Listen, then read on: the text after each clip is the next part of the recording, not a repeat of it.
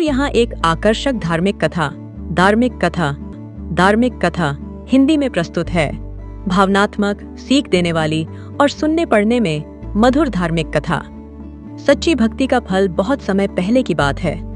एक छोटे से गांव में रामदास नाम का एक गरीब लेकिन अत्यंत श्रद्धालु व्यक्ति रहता था। उसके पास धन दौलत नहीं थी, पर उसका हृदय भक्ति से भरा हुआ था। वह रोज सुबह उठकर मंदिर जाता, भगवान के सामने दीपक जलाता और सच्चे मन से प्रार्थना करता। गांव के कुछ लोग रामदास का मजाक उड़ाते थे। वे कहते, भक्ति से क्या मिलेगा, भगवान सिर्फ अमीरों की सुनते हैं। रामदास मुस्कुराकर बस इतना कहता, भगवान दिल देखते हैं जी, दे देते थे, जेब नहीं। परीक्षा का समय 1 वर्ष गांव में भयंकर अकाल पड़ा।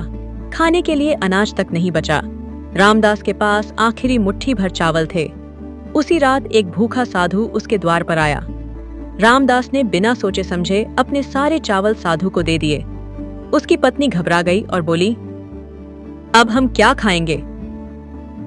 रामदास शांत स्वर में बोला, जिसने साधु के रूप में मांगा है वही हमारी चिंता भी करेगा। चमत्कार नहीं, विश्वास। अगली सुबह गांव में राजा के सिपाही आए। उन्होंने घोषणा की कि राजा गांव के सबसे सच्चे और निस्वार्थ व्यक्ति को सहायता देना चाहता है। पूरी पंचायत ने एक स्वर में रामदास का नाम लिया। राजा ने रामदास को सम्मान दिया, अनाज, धन और काम सब कुछ दिया, लेकिन रामदास का सिर झुका हुआ था। राजा ने पूछा, तुम खुश क्यों नहीं हो? रामदास बोला, महाराज मैं खुश हूं। और से आस्तिशाही केम थी, क्योंकि मेरी भक्ति की परीक्षा थी और भगवान ने मुझे इंसानियत का रास्ता दिखाया। सीख मॉरल्स, सच्ची भक्ति दिखावे में नहीं, त्याग और विश्वास में होती है। भगवान हर पुकार का उत्तर देते हैं, बस समय और तरीका अलग होता है।